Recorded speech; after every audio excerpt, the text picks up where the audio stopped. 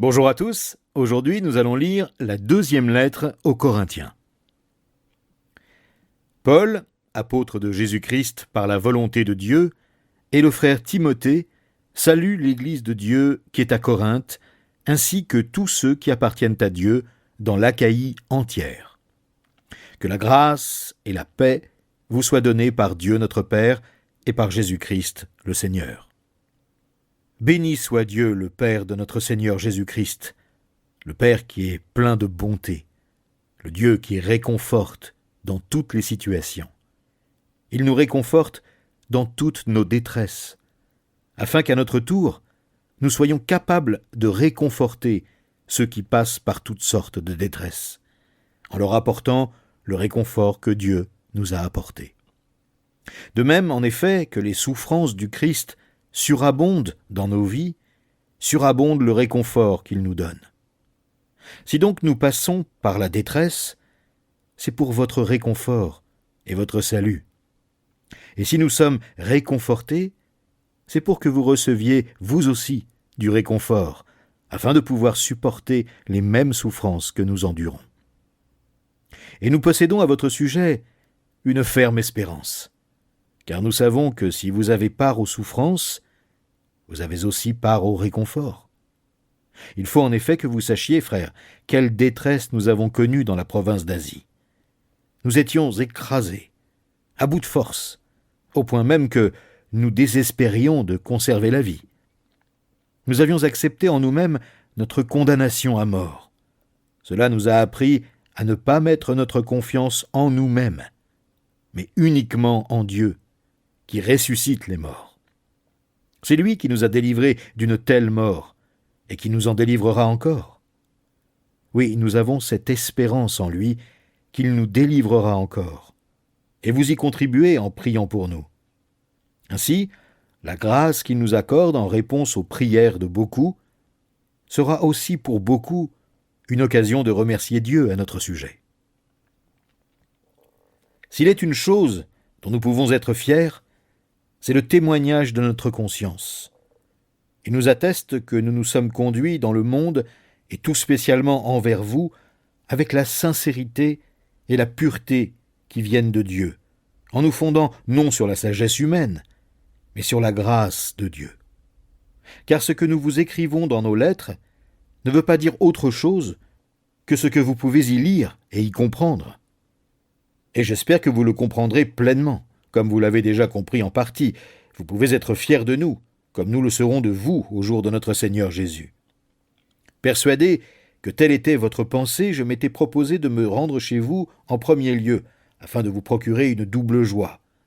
Je comptais passer par chez vous en allant en Macédoine, puis revenir de Macédoine chez vous.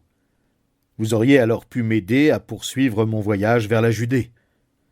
En formant ce projet, ai-je fait preuve de légèreté ? Ou bien mes plans seraient-ils inspirés par des motifs purement humains, en sorte que lorsque je dis non, cela pourrait être oui ? Aussi vrai que Dieu est digne de confiance, je vous le garantis, la parole que nous vous avons adressée n'est pas à la fois oui et non. Car Jésus-Christ, le Fils de Dieu, que moi-même comme Silas et Timothée nous avons proclamé parmi vous, n'a pas été à la fois oui et non. En lui était le oui, car c'est en lui que Dieu a dit oui à tout ce qu'il avait promis. Aussi est-ce par lui que nous disons oui, Amen, pour que la gloire revienne à Dieu. C'est Dieu en effet qui nous a fermement unis avec vous au Christ et qui nous a consacrés à lui par son onction. Et c'est encore Dieu qui nous a marqués de son sceau comme sa propriété et qui a mis dans notre cœur son esprit comme acompte des biens à venir. Pourquoi donc ne suis-je pas encore revenu à Corinthe ? J'en prends Dieu à témoin sur ma vie, c'est parce que je voulais vous ménager. Notre rôle n'est pas de dominer sur votre foi, mais de collaborer ensemble à votre joie, car vous tenez ferme dans la foi. C'est pourquoi j'ai décidé de ne pas retourner chez vous pour ne pas vous attrister de nouveau. Car si je vous plonge dans la tristesse, qui pourra encore réjouir mon cœur si ce n'est vous que j'aurai moi-même attristé ? Si je vous ai écrit comme je l'ai fait dans ma précédente lettre, c'était précisément pour qu'en venant chez vous, je ne sois pas attristé par ceux-là même qui devaient faire ma joie. J'ai en effet la conviction, en ce qui vous concerne, que ce qui fait ma joie fait aussi la vôtre à vous tous. Aussi est-ce dans une profonde détresse, le cœur serré, et avec bien des larmes, que je vous ai écrit cette lettre, non pour vous attrister, mais pour que vous sachiez combien je vous aime. Si l'un de vous a été une cause de tristesse, ce n'est pas moi qui l'a attristé, mais vous tous, ou du moins une partie d'entre vous, pour ne rien exagérer. Le blâme que lui a infligé la majorité d'entre vous est suffisant pour cet homme. Aussi devriez-vous à présent lui accorder votre pardon et le réconforter, afin qu'il ne soit pas accablé par une tristesse excessive. Je vous engage donc à lui témoigner de l'amour, car je vous ai aussi écrit pour vous mettre à l'épreuve et voir si vous obéissez en toutes choses. Celui à qui vous accordez le pardon, je lui pardonne moi aussi. Et si j'ai pardonné, pour autant que j'ai eu quelque chose à pardonner, je l'ai fait à cause de vous, devant le Christ, pour ne pas laisser Satan prendre l'avantage sur nous. Nous ne connaissons en effet que trop bien ses intentions.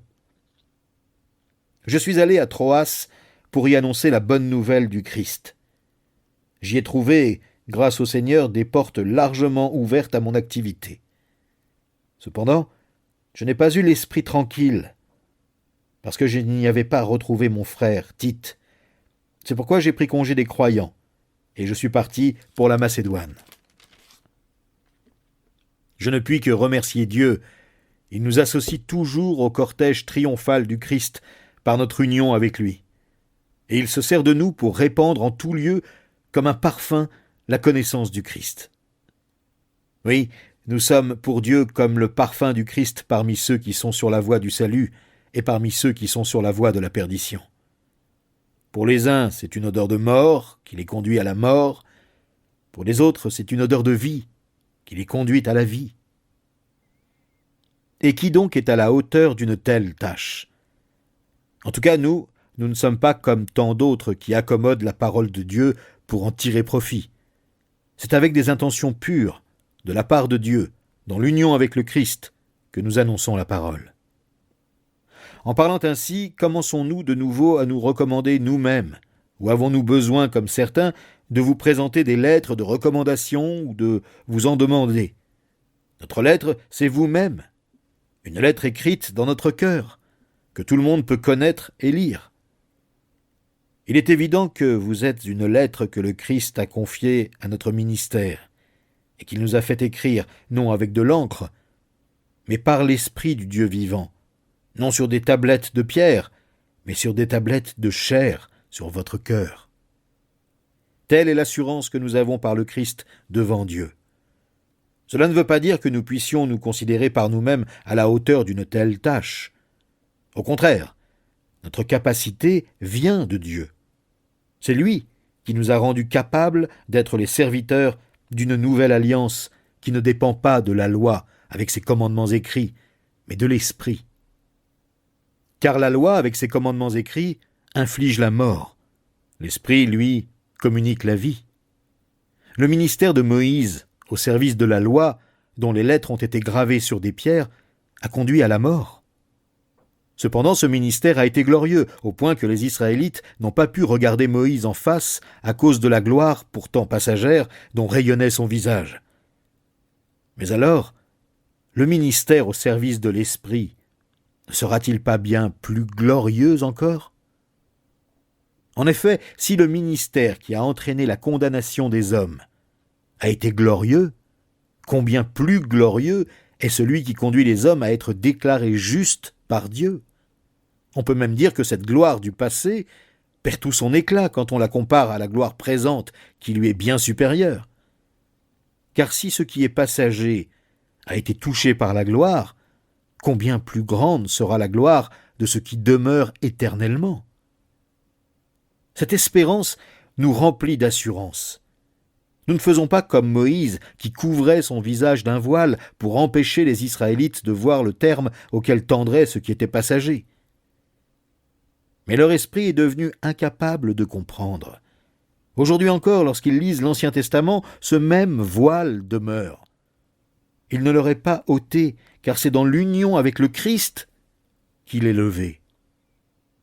Aussi, jusqu'à ce jour, toutes les fois que les Israélites lisent les écrits de Moïse, un voile leur couvre l'esprit.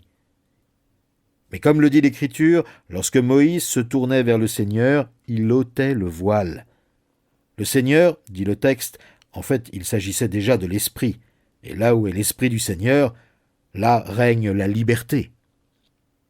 Et nous tous qui, le visage découvert, contemplons comme dans un miroir la gloire du Seigneur, nous sommes transformés en son image, dans une gloire dont l'éclat ne cesse de grandir. C'est là l'œuvre du Seigneur, c'est-à-dire de l'Esprit. Ainsi, puisque tel est le ministère que Dieu, dans sa bonté, nous a confié, nous ne perdons pas courage. Nous rejetons les intrigues et les procédés indignes.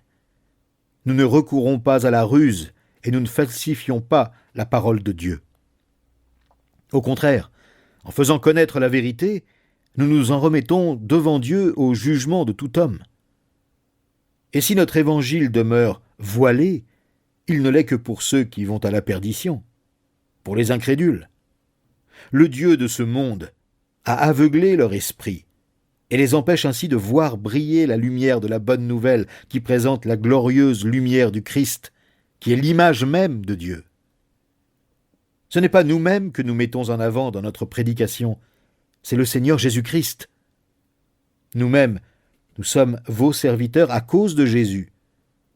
En effet, le même Dieu qui un jour a dit que la lumière brille du sein des ténèbres, a lui-même brillé dans notre cœur pour y faire resplendir la connaissance de la gloire de Dieu qui rayonne du visage de Jésus-Christ. Mais ce trésor, nous le portons dans les vases d'argile que nous sommes, pour que ce soit la puissance extraordinaire de Dieu qui se manifeste, et non notre propre capacité. Ainsi, nous sommes accablés par toutes sortes de détresses, et cependant jamais écrasés. Nous sommes désemparés, mais non désespérés, persécutés, mais non abandonnés, terrassés, mais non pas anéantis. Oui, nous portons toujours et en tout lieu, dans notre corps, la mort de Jésus, afin que la vie de Jésus soit, elle aussi, rendue manifeste par notre corps. Car sans cesse, nous qui vivons, nous sommes exposés à la mort à cause de Jésus, afin que la vie de Jésus soit aussi rendue manifeste par notre corps mortel. Ainsi la mort fait son œuvre en nous, et la vie en vous. Nous sommes animés de ce même esprit de foi dont il est question dans cette parole de l'Écriture. J'ai cru, voilà pourquoi j'ai parlé. Nous aussi nous croyons, et c'est pour cela que nous parlons.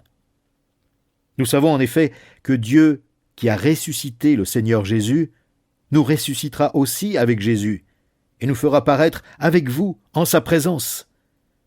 Ainsi, tout ce que nous endurons, c'est à cause de vous, pour que la grâce abonde en atteignant des hommes toujours plus nombreux, et qu'ainsi augmente le nombre des prières de reconnaissance à la gloire de Dieu.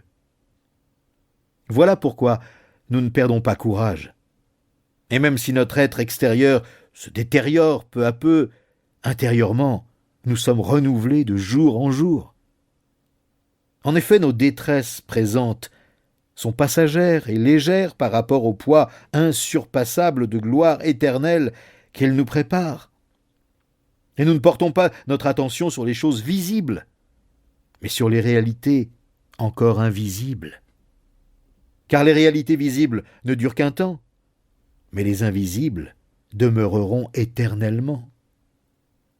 Nous le savons en effet, si notre corps, cette tente que nous habitons sur la terre, vient à être détruit, nous avons au ciel une maison que Dieu nous a préparée, une habitation éternelle, qui n'est pas l'œuvre de l'homme, car dans cette tente nous gémissons, parce que nous attendons avec un ardent désir de revêtir par-dessus ce corps notre domicile qui est de nature céleste. si bien sûr cela se produit tant que nous sommes encore vêtus de notre corps, et non quand la mort nous en aura dépouillés. En effet, nous qui vivons dans cette tente, nous gémissons, accablés, parce que nous voulons non pas nous dévêtir, mais revêtir un vêtement par-dessus l'autre. Ainsi ce qui est mortel sera absorbé par la vie. C'est Dieu lui-même qui nous a destinés à un tel avenir, et qui nous a accordé son esprit comme acompte des biens à venir. Nous sommes donc, en tout temps, pleins de courage, et nous savons que tant que nous séjournons dans ce corps, nous demeurons loin du Seigneur, car nous vivons guidés par la foi, non par la vue. Nous sommes pleins de courage, mais nous préférerions quitter ce corps pour aller demeurer auprès du Seigneur. Aussi, que nous restions dans ce corps ou que nous le quittions, notre seule ambition est de plaire au Seigneur. Car nous aurons tous à comparaître devant le tribunal du Christ, et chacun recevra ce qui lui revient, selon les actes, bons ou mauvais, qu'il aura accomplis par son corps. Nous savons donc ce que signifie le respect du Seigneur. C'est pourquoi nous cherchons à convaincre les hommes, et Dieu sait parfaitement ce que nous sommes. J'espère d'ailleurs que dans votre conscience vous le savez, vous aussi. Nous ne nous recommandons pas à nouveau auprès de vous, nous voulons seulement vous donner de bonnes raisons d'être fiers de nous. Ainsi, vous saurez répondre à ceux qui se vantent en tenant compte des apparences et non de ce qui est dans le cœur. Quant à nous, s'il nous est arrivé de dépasser la mesure, c'est pour nos relations avec Dieu. Si nous montrons de la modération, c'est dans nos relations avec vous. En effet, l'amour du Christ nous étreint, car nous avons acquis la certitude qu'un seul homme est mort pour tous. Donc tous sont morts en lui. Et il est mort pour tous, afin que ceux qui vivent ne vivent plus pour eux-mêmes, mais pour celui qui est mort à leur place et ressuscité pour eux. Ainsi, désormais, nous ne considérons plus personne d'une manière purement humaine. Certes, autrefois, nous avons considéré le Christ de cette manière, mais ce n'est plus ainsi que nous le considérons maintenant. Ainsi, celui qui est uni au Christ est une nouvelle créature. Ce qui est ancien a disparu. Voici, ce qui est nouveau est déjà là. Tout cela est l'œuvre de Dieu qui nous a réconciliés avec lui par le Christ et qui nous a confié le ministère de la réconciliation. En effet, Dieu était en Christ, réconciliant les hommes avec lui-même, sans tenir compte de leurs fautes, et il a fait de nous les dépositaires du message de la réconciliation. Nous faisons donc fonction d'ambassadeurs au nom du Christ, comme si Dieu adressait par nous cette invitation aux hommes. C'est au nom du Christ que nous vous en supplions. Soyez réconciliés avec Dieu. Celui qui était innocent de tout péché, Dieu l'a condamné comme un pécheur à notre place, pour que dans l'union avec le Christ, nous soyons justes aux yeux de Dieu. Aussi, nous qui travaillons ensemble à cette tâche, nous vous invitons à ne pas laisser sans effet la grâce que vous avez reçue de Dieu. En effet, Dieu déclare dans l'Écriture, « Au moment favorable, j'ai répondu à ton appel, et au jour du salut, je suis venu à ton secours. » Or c'est maintenant le moment tout à fait favorable. C'est aujourd'hui le jour du salut. Pour que notre ministère soit sans reproche, nous évitons en toute chose de causer la chute de qui que ce soit. Et voici comment nous nous recommandons nous-mêmes en toutes choses comme serviteurs de Dieu. C'est en vivant avec une persévérance sans faille dans les détresses, les privations, les angoisses, dans les coups, les prisons, les émeutes, dans les fatigues, les veilles, les jeûnes.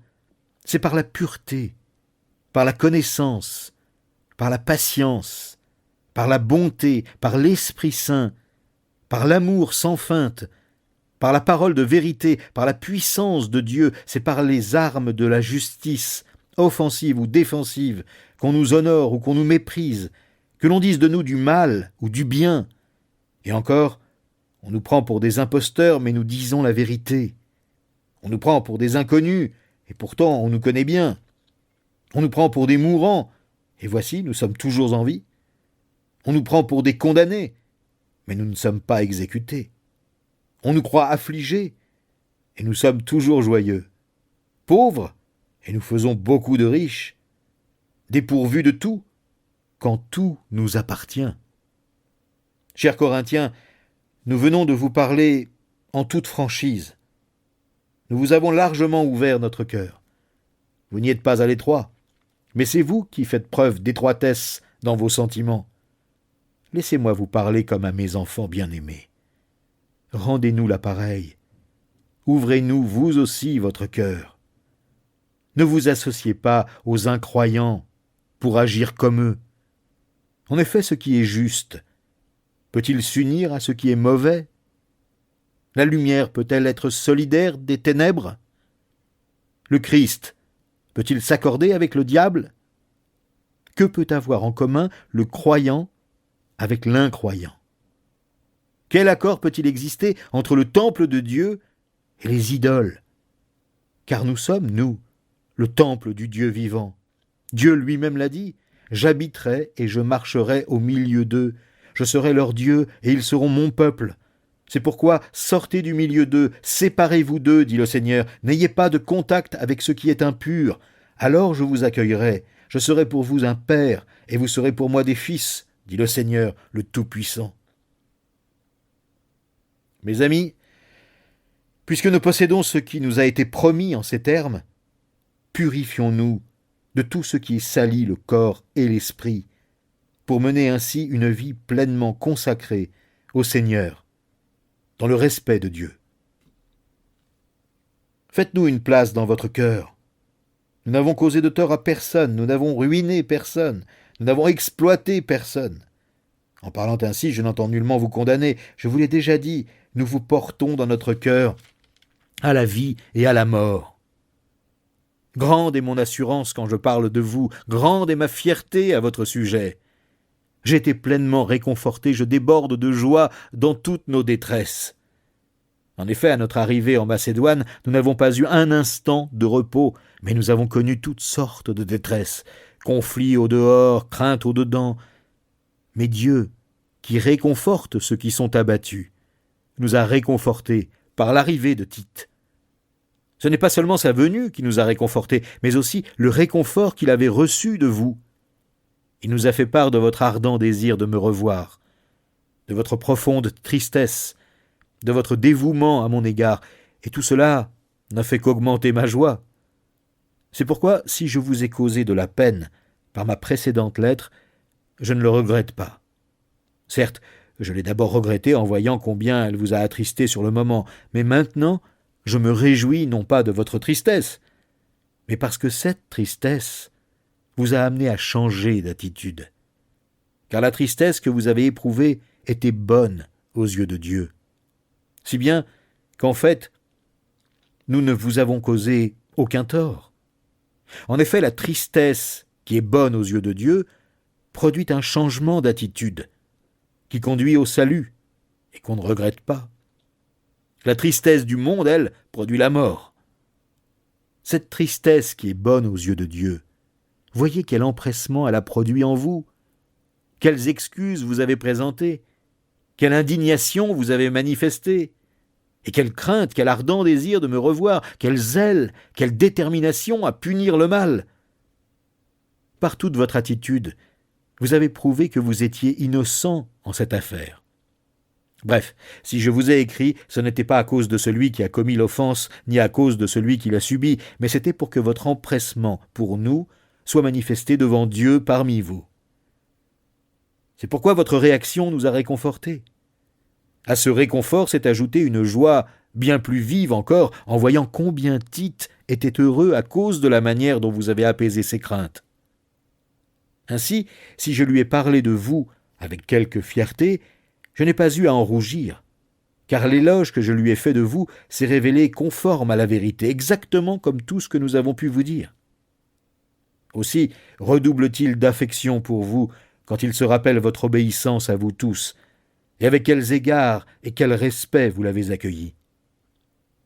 Je suis heureux de pouvoir compter sur vous en toutes choses. Nous voulons vous faire connaître, frères, la grâce que Dieu a accordée aux églises de Macédoine.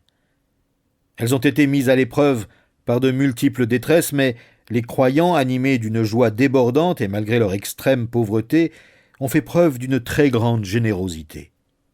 Ils sont allés jusqu'à la limite de leurs moyens, et même au-delà, j'en suis témoin, spontanément, et avec une vive insistance, ils nous ont demandé la faveur de prendre part à l'assistance destinée à ceux qui, à Jérusalem, appartiennent à Dieu. Dépassant toutes nos espérances, ils se sont tout d'abord donnés eux-mêmes au Seigneur. Et ensuite, conformément à la volonté de Dieu, ils se sont mis à notre disposition. Aussi avons-nous encouragé Tite à mener à bonne fin chez vous cette œuvre de générosité qu'il avait si bien mise en train. Vous êtes riches dans tous les domaines, qu'il s'agisse de la foi, de la parole ou de la connaissance, du zèle en toutes choses, ou de l'amour qui, de nos cœurs, a gagné les vôtres. Cherchez donc aussi à exceller dans cette œuvre de générosité. Ce n'est pas un ordre que je vous donne, mais en mentionnant le zèle que d'autres ont déployé, je cherche à éprouver l'authenticité de votre amour. Car vous savez comment notre Seigneur Jésus-Christ a manifesté sa grâce envers nous. Lui qui était riche, il s'est fait pauvre pour vous, afin que par sa pauvreté, vous soyez enrichis. C'est donc un simple avis que je vous donne, et c'est ce qui vous convient. En effet, n'avez-vous pas été les premiers, dès l'an dernier, non seulement à agir, mais à prendre l'initiative de ce projet? Achevez donc à présent de le réaliser. Menez-le à terme, selon vos moyens, avec le même empressement que vous avez mis à le décider. Lorsqu'on donne de bon cœur, Dieu accepte ce don en tenant compte de ce que l'on a et non de ce que l'on n'a pas. Il n'est pas question de vous réduire vous-même à l'extrémité pour que d'autres soient soulagés. Il s'agit simplement de suivre le principe de l'égalité. Dans la circonstance présente, par votre superflu, vous pouvez venir en aide à ceux qui sont dans le besoin. Aussi, par leur superflu, ils pourront un jour subvenir à vos besoins. Ainsi s'établit l'égalité. Suivant cette parole de l'Écriture, celui qui avait ramassé beaucoup de manne n'en avait pas de trop, et celui qui en avait ramassé peu ne manquait de rien. Je remercie Dieu d'avoir inspiré à Tite autant d'empressement pour vous que j'en ai moi-même. Non seulement il a accepté ma proposition de se rendre chez vous, mais il avait déjà décidé, avec un très grand empressement, de se rendre lui-même chez vous. Nous envoyons avec lui le frère qui est apprécié dans toutes les églises pour son travail au service de la bonne nouvelle. Il a de plus été désigné par le vote des églises pour être notre compagnon dans le voyage que nous entreprenons pour accomplir cette œuvre de générosité. C'est pour la gloire du Seigneur lui-même et pour manifester notre souci pour les autres que nous accomplissons ce service. Nous tenons à éviter toute critique quant à notre manière de nous occuper de ces sommes importantes. En effet, nous avons à cœur d'avoir une conduite irréprochable non seulement devant le Seigneur, mais aussi devant les hommes. Avec eux, nous envoyons encore ce troisième frère, dont nous avons eu bien des fois l'occasion d'apprécier le dévouement. Dans le cas présent, son empressement est d'autant plus vif qu'il a une pleine confiance en vous. Ainsi, je vous recommande Tite comme mon compagnon et mon collaborateur auprès de vous, nos frères comme les délégués des églises, des hommes qui font honneur au Christ. Donnez-leur donc la preuve, et par eux, à toutes les églises, que votre amour n'est pas un vain mot, et que c'est à juste titre que nous nous sommes montrés fiers de vous devant eux. Quant au secours même destiné à ceux qui à Jérusalem appartiennent à Dieu, il est superflu de vous en écrire davantage, je connais vos bonnes dispositions à ce sujet. J'ai même exprimé ma fierté à votre égard aux Macédoniens, en leur disant « En Achaïe, ils sont prêts à donner depuis l'an dernier ». Votre zèle a motivé la plupart d'entre eux. Toutefois, j'envoie nos frères pour que mes éloges à votre sujet ne soient pas démentis sur ce point, et que réellement vous soyez prêts, comme je l'ai annoncé. Autrement, si les Macédoniens m'accompagnaient et ne vous trouvaient pas prêts, ma belle assurance tournerait à ma confusion, pour ne pas dire à la vôtre. J'ai donc jugé nécessaire d'inviter ces frères à me devancer chez vous pour organiser par avance cette collecte que vous avez promise. Ainsi, elle sera prête à mon arrivée et sera l'expression d'un don libre et généreux, et non pénible et forcé. Rappelez-vous, semence parcimonieuse, maigre récolte, semence généreuse, moisson abondante. Que chacun donne ce qu'il aura décidé en son cœur, sans regret ni contrainte, car Dieu aime celui qui donne avec joie. Il a aussi le pouvoir de vous combler de toutes sortes de bienfaits. Ainsi vous aurez en tout temps et en toutes choses tout ce dont vous avez besoin. Et il vous en restera encore du superflu pour toutes sortes d'œuvres bonnes. Ainsi qu'il est écrit, on le voit donner largement aux indigents. Je demeure pour toujours approuvé par Dieu. Celui qui fournit la semence au semeur et lui donne le pain dont il se nourrit, vous donnera aussi, avec largesse, toute la semence nécessaire et fera croître les fruits de votre générosité. Ainsi, vous deviendrez riches de tous les biens, et vous pourrez donner largement, ce qui suscitera chez ceux auxquels nous distribuerons vos dons de nombreuses prières de reconnaissance envers Dieu. En effet, le service de cette collecte a pour objet non seulement de pourvoir aux besoins de ceux qui appartiennent à Dieu, mais encore de faire abonder des prières de reconnaissance envers Dieu. Par ce service, vous allez démontrer la réalité de votre engagement. Aussi, ces chrétiens loueront-ils Dieu pour l'obéissance par laquelle s'exprime votre foi en la bonne nouvelle du Christ.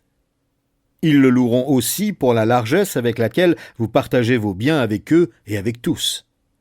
Ils prieront pour vous, traduisant ainsi l'affection qu'ils vous portent à cause de la grâce surabondante que Dieu vous a accordée. Béni soit Dieu pour son don incomparable.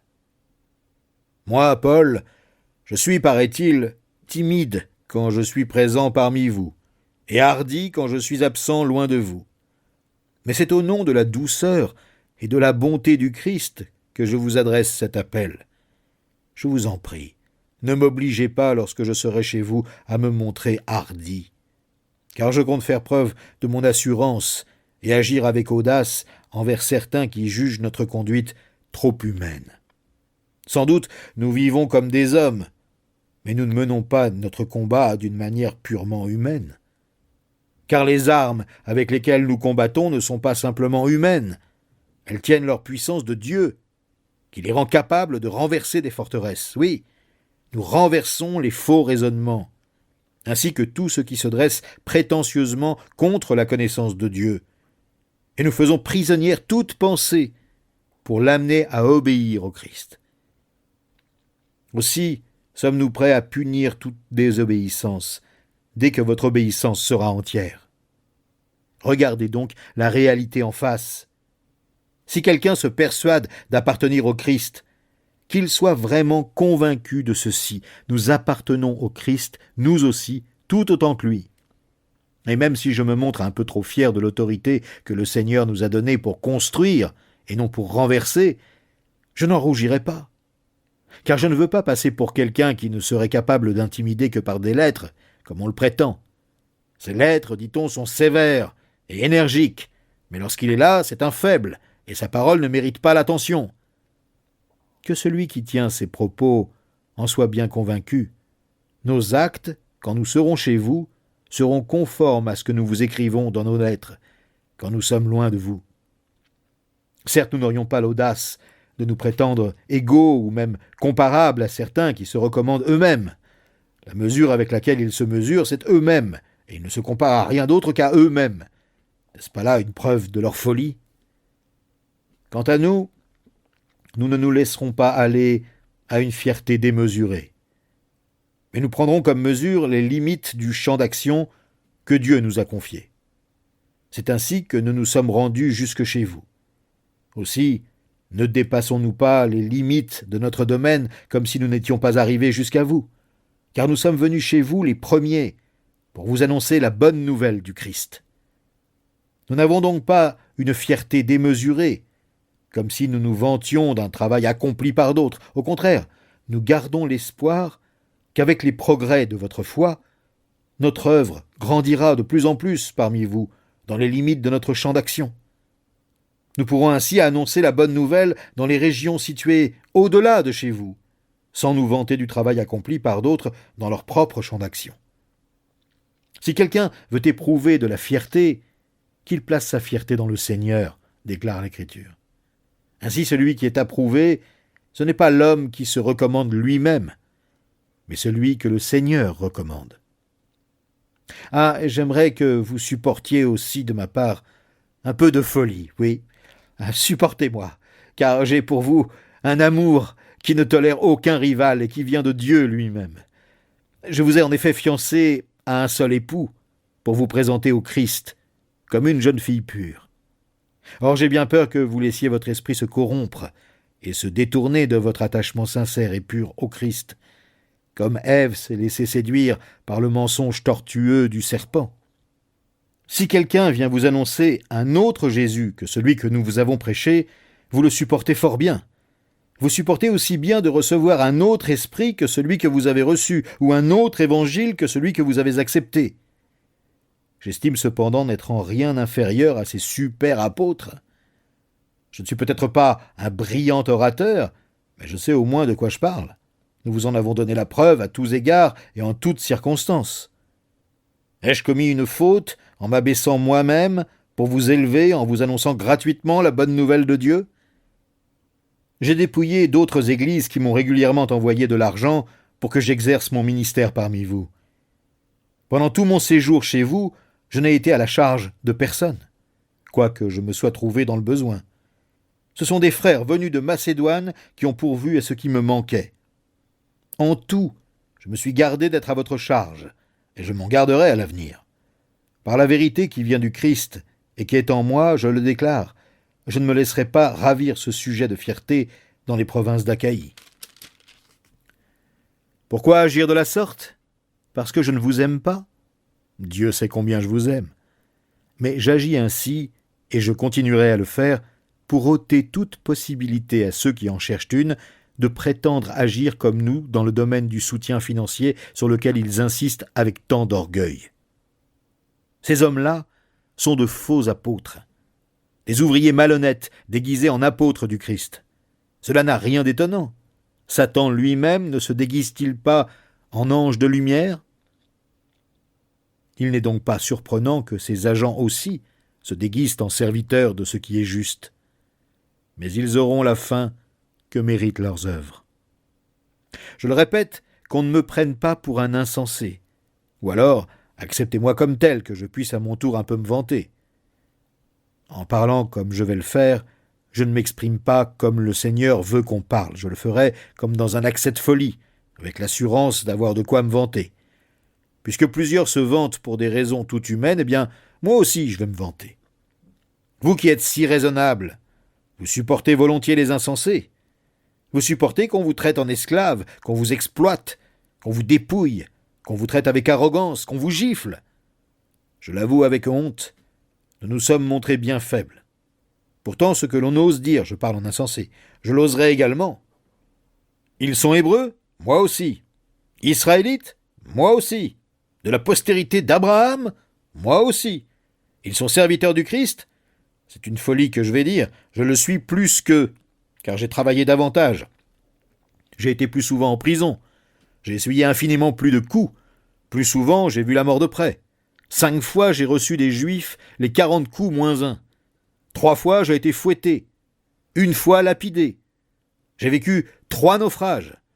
J'ai passé 1 jour et 1 nuit dans la mer. Souvent en voyage, j'ai été en danger au passage des fleuves, en danger dans des régions infestées de brigands, en danger à cause des Juifs, mes compatriotes, en danger à cause des païens, en danger dans les villes, en danger dans les contrées désertes, en danger sur la mer, en danger à cause des faux frères. J'ai connu bien des travaux et des peines, de nombreuses nuits blanches, la faim et la soif, de nombreux jeûnes, le froid et le manque d'habits. Et sans parler du reste, je porte mon fardeau quotidien, le souci de toutes les églises. En effet, qui est faible sans que je sois faible ? Qui tombe sans que cela me brûle ? Oui, s'il faut se vanter, c'est de ma faiblesse que je me vanterai. Le Dieu et Père du Seigneur Jésus, qu'il soit loué éternellement, sait que je ne mens pas.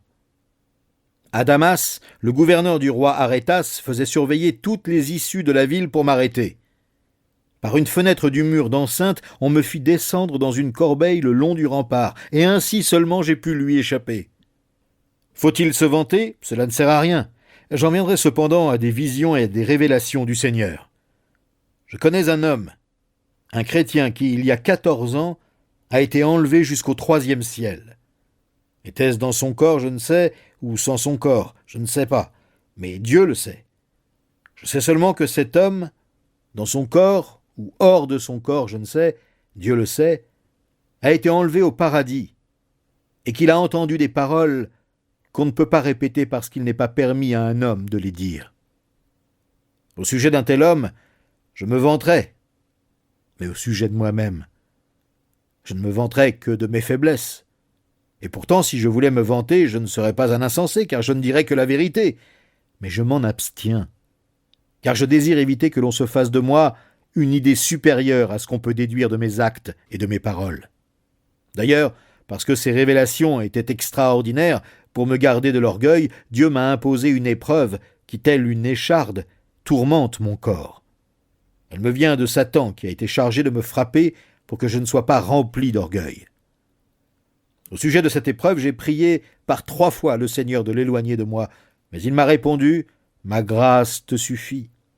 C'est dans la faiblesse que ma puissance se manifeste pleinement. » C'est pourquoi je me vanterai plutôt de mes faiblesses, afin que la puissance du Christ repose sur moi. Je trouve ainsi ma joie dans la faiblesse, les insultes, la détresse, les persécutions et les angoisses que j'endure pour le Christ, car c'est lorsque je suis faible que je suis réellement fort. Voilà que je parle en insensé, mais vous m'y avez forcé. C'est vous qui auriez dû me recommander, car bien que je ne sois rien, je ne suis en rien inférieur à ces super apôtres. Les marques qui caractérisent un apôtre ont été produites parmi vous, une persévérance sans faille, des miracles, des prodiges, des actes extraordinaires. En quoi avez-vous été défavorisé par rapport aux autres églises? Tout au plus par le fait que je ne vous ai pas été en charge. Pardonnez-moi cette injustice. Me voici prêt à me rendre chez vous pour la 3e fois. Et à nouveau, je ne vous serai pas à charge. Car ce ne sont pas vos biens que je recherche, c'est vous-même. En effet, ce n'est pas aux enfants de gagner de l'argent pour leurs parents. Ce sont les parents qui doivent le faire pour leurs enfants. Pour moi, c'est très volontiers que je ferai des dépenses et que je me dépenserai moi-même tout entier pour vous. Si je vous aime davantage, m'aimerez-vous moins? Soit, diront certains, je ne vous ai pas été à charge, mais en malin que je suis, je vous ai pris par ruse. Vous ai-je exploité par l'intermédiaire de l'un ou l'autre de mes envoyés? J'ai demandé à Tite d'aller chez vous et j'ai envoyé avec lui le frère dont j'ai parlé. Tite vous a-t-il exploité? N'avons-nous pas marché tous deux dans le même esprit? N'avons-nous pas suivi les mêmes traces? Vous croyez depuis longtemps que nous cherchons à nous justifier à vos yeux? Non, c'est devant Dieu que nous parlons, en accord avec le Christ. Et tout cela, mes chers amis, ne vise qu'à une seule chose, votre croissance dans la foi. Car je l'avoue, j'ai peur qu'à mon arrivée, je ne vous trouve pas tel que je voudrais, et que vous, de votre côté, vous me trouviez tout autre que vous le souhaitez. Je crains de découvrir de la discorde, des jalousies, de la colère, des rivalités, des médisances, des commérages, de l'orgueil et des désordres.